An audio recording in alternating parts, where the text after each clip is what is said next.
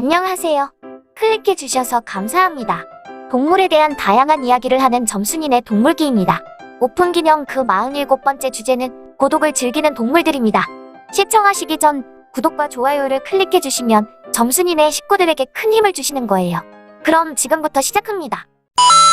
많은 동물들은 가족이나 친구와 함께 지내는 걸 좋아합니다. 그들은 무리를 지어 여행하고 안전과 동료애를 위해 함께 붙어 다니죠.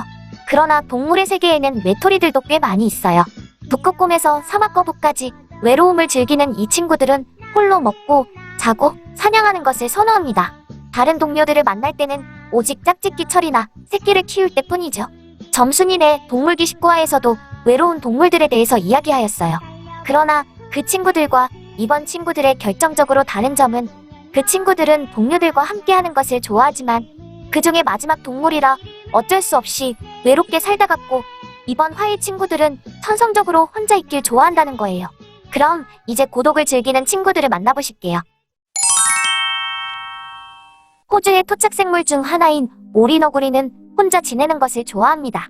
특이한 외모의 이 친구는 마지못해 할 수 없이 다른 오리너구리들 또는 동물들과 수욕을 공유하지만 번식기나 육아기가 아니라면 절대로 상호작용을 하지 않습니다.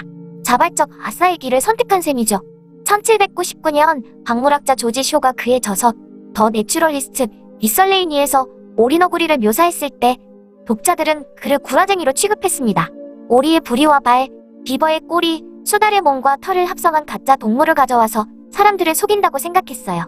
어쨌든 이해하기엔 당혹스럽지만 한없이 귀여운 이 친구들은 호주 내륙에서 번성했던 과거와 달리 개체수가 점점 줄어들고 있어요. 아직 위험한 단계는 아니지만 세계자연보호연맹은 오리너구리가 중위험 단계에 있다고 발표했습니다. 이 친구가 궁금하신 분들은 우측 상단에 카드를 띄워 놓을 테니 클릭해보세요. 북극의 상징적인 동물, 누구나 사랑하는 북극곰은 독신 생활을 즐기는 친구예요. 어린 북극곰들은 형제나 친구와 노는 것을 정말 좋아하지만 성체가 되면 짝짓기 철을 제외하고는 철저하게 외톨이로 살죠. 성체 북극곰들은 사냥을 하는데 깨어있는 시간의 절반을 투자해야 할 정도로 먹잇감을 구하는 게 어려운 처절한 동네에 살고 있기에 다른 북극곰들은 친구가 아니라 그냥 경쟁자일 뿐이에요. 그러나 유일하게 다른 북극곰이 접근해도 용인해주는 경우가 있는데 그건 고래의 사체처럼 엄청난 양의 먹이가 있을 때랍니다. 사실 이런 경우는 사람이 근처에 와도 별 신경을 안 쓰긴 해요. 해안가에 사는 대부분의 새들은 큰 무리를 이뤄 이동합니다. 그러나 긴 이름을 가진 이 친구는 예외랍니다. 사실 옅은 가슴 삑삑도요의 영어 이름은 살러테리 샌드파이퍼인데 우리말로 번역하면 외톨이 도요 정도쯤 됩니다. 그러니까 이름과 행동이 적절하게 일치한다고 볼 수 있죠.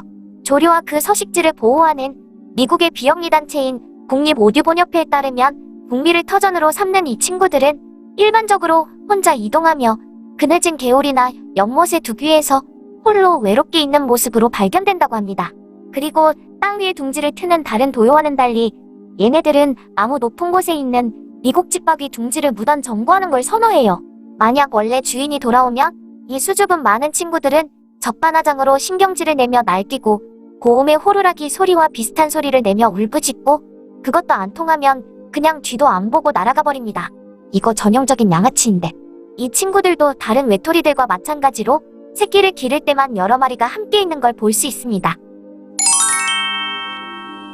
사슴과에서 가장 덩치가 큰 무스는 우리의 상상을 아득히 뛰어넘는 덩치를 가졌습니다. 어깨 높이만 1.8m에 달하고 몸무게는 450kg 이상 나가죠. 덩치를 믿는 건지 이 거대한 친구는 사슴과의 다른 친척들과는 달리 철저하게 홀로 생활합니다. 새끼도 약 1년 정도 어미 곁에 있다가 쿨하게 떠나버리죠. 번식기에 암컷을 두고 수컷끼리 싸우는 모습을 볼 수 있긴 한데 그 이외의 삶은 고독하기 이를 데 없답니다. 암컷 사막거북은 모래에 구덩이를 파서 알을 낳고는 다시 찾아오지 않습니다. 태어날 때 겨우 100g 정도 나가는 새끼 사막거북은 태어나서부터 자력갱생을 하죠.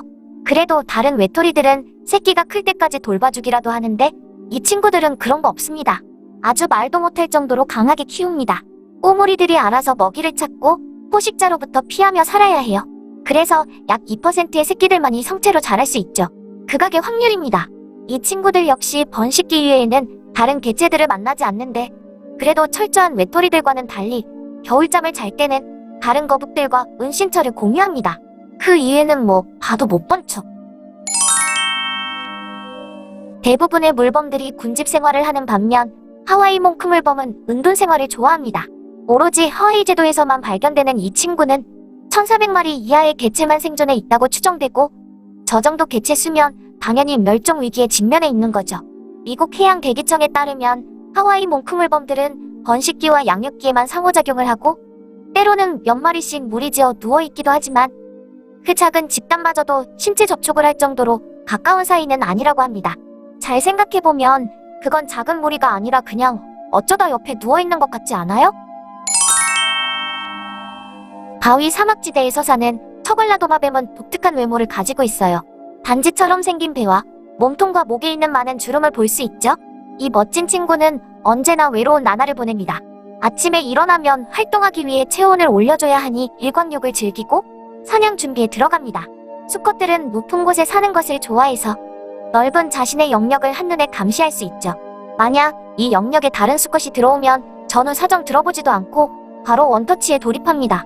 그리고 다른 외톨이들과 마찬가지로 짝짓기 철을 제외하고는 언제나 단독 개체만이 관찰됩니다. 은표범은 세상에서 가장 눈에 띄지 않는 동물이라고 여겨지고 있어요. 이 큰 고양이는 철산의 바위에 숨죽이고 걸터앉아 누구에게도 들키지 않고 먹잇감을 기다리죠. 그리고 이 친구들의 활동 시간대는 좀 특이합니다. 주행성도 야행성도 아닌 애매한 시간을 좋아해요. 해질녘과 동틀녘을 주활동 시간으로 삼죠. 사실 이 친구만이 아니라 사자를 제외한 대부분의 고양이들은 단독 생활을 선호한답니다. 그러나 이 친구들은 그 정도가 더 심해요. 먹잇감을 제외하면 모두 다 피합니다. 사람도 피하고 다른 눈표범도 피하고 뭐든지 다 피해요. 심지어 먹이를 먹는 동안에 사람이 나타나면 먹이를 지키는 게 아니라 눈에 안 띄게 조용히 사라집니다. 그래서 그런지 이 친구들은 사람을 공격한 경우가 단 한 번도 보고되지 않았어요. 이렇게 부끄럼이 많은 데다 사는 환경도 사람이 발을 들이기 극히 어려운 곳이니 인간의 눈에 띄지 않는 게 당연할지도 몰라요. 이번에는 자발적 아싸들, 단독 생활을 즐기는 동물들에 대해서 이야기해봤어요. 모두 다 번식기를 제외하면 철저하게 은둔 생활을 고집하는 고독한 아이들이죠. 누가 시켜서 그런 것도 아니고 선성 자체가 저러니까 뭐 혼자서도 재밌나봐요. 식구가 많아 심심할 날이 별로 없는 점순이는 다음 편에서 또 다른 동물 이야기로 돌아오겠습니다. 구독과 좋아요는 더 좋은 영상을 만드는데 큰 도움이 됩니다. 지금까지 시청해주셔서 감사합니다.